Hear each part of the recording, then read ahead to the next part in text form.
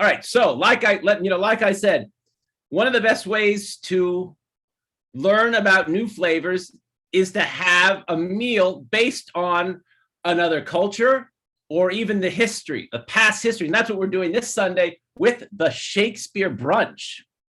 Yes, so there will be Elizabethan food.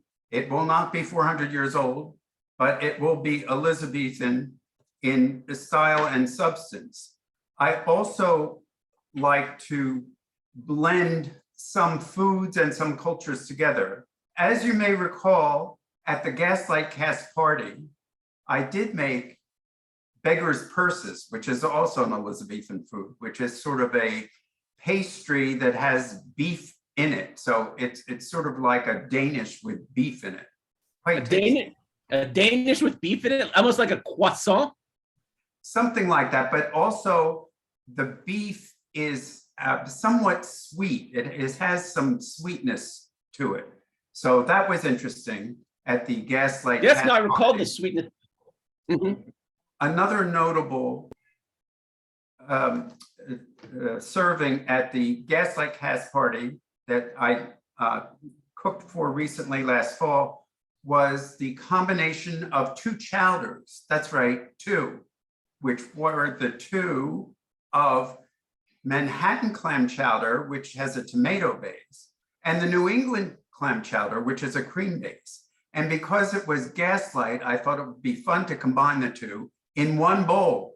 And I sort of did a yin yang and swirled it. And so one half was the white creamy New England clam chowder, and the other half was the tomato Manhattan clam chowder in one bowl. So it looked like yin yang, but it was delicious. I would say it was delicious. I went back to have 1.5 extra helpings. It was so good.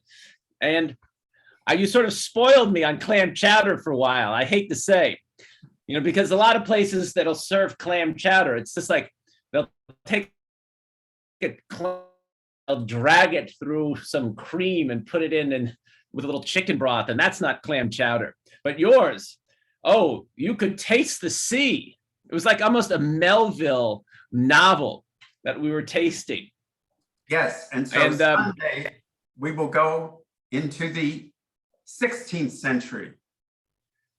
Well, I mean, my taste buds can't wait. I remember the last time we had this, and this was 3 years ago in 2019.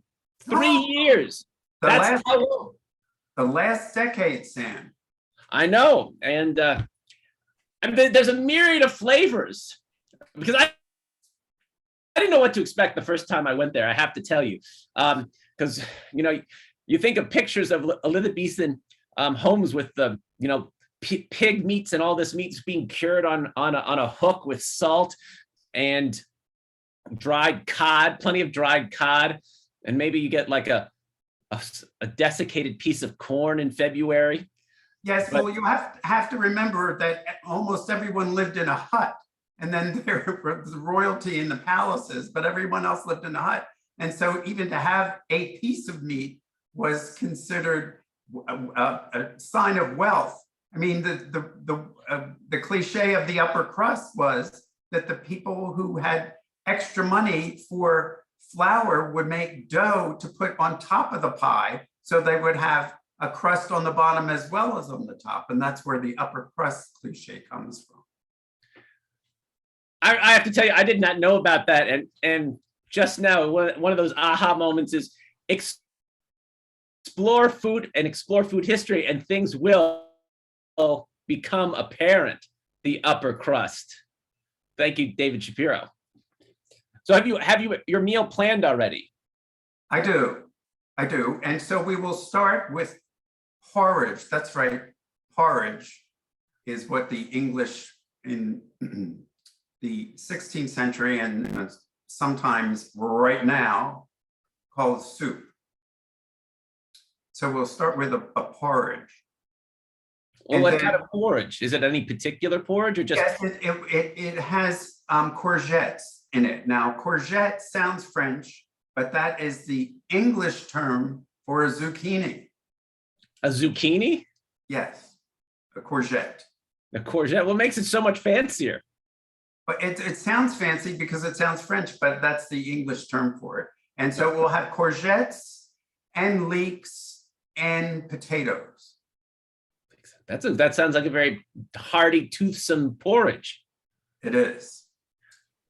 And so that will be our beginning. We will then go on to have my famous Scotch egg salad. Now, I have been getting texts and emails for weeks in advance of this. And some people have even asked me about it over the pandemic break. Did people want you to deliver some of this Scotch egg salad to people? No, they said, is it coming back?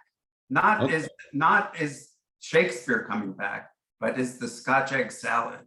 Because it just occurred to me that for one day of the year, when if you had decided to do sort of a delivery Scotch egg salad, you would have a flank of DoorDash and Grubhub bicyclists outside your apartment, and you would bring down cases with directions, and they would spread out like when the universe first started, and then you'd see this cataclysmic array moving. That's right. Now you know that the Big Bang Theory started with the Scotch egg salad. Yes, no, and I'll tell you, Elizabeth has been asking about it as well. She is, Wow. she just goes, how did he make that? And then I said, well, it's a secret, but you'll show up once a year. That's the beauty of it. She knows all my secrets, including my Bill Blast meatloaf. Oh, the Bill Blast. Well, that is another episode right there. We don't want to, because if you start talking about Bill Blast and the Scotch egg salad, you might, your head and then your taste buds will explode. That's what in happens, that order. Sam. That is what happens in the world of condiments. Yes. Now, I'm not going to ask you to recite the recipe because it's a bit of a trade secret, but what are a few things or tastes of the flavor of the Scotch egg salad besides the Scotch egg? Well, yes, but it also has rocket, or that's what they call it in England, which is a kind of a lettuce. So it has a kind of a lettuce. It also has pickles and shallots and some pickled vegetables. So the pickling part is also what's interesting, and there is a dressing to it. And so, and of course, the Scotch eggs and Scotch eggs are eggs that are wrapped in cooked sausage meat. Yeah, I've had one once or twice, and then Eddie Vega once made some Scotch eggs for the Robert Burns dinner. And it's amazing. It's like you just start with an egg, and then you get like a pool cue sized ball of sausage meat surrounding the egg.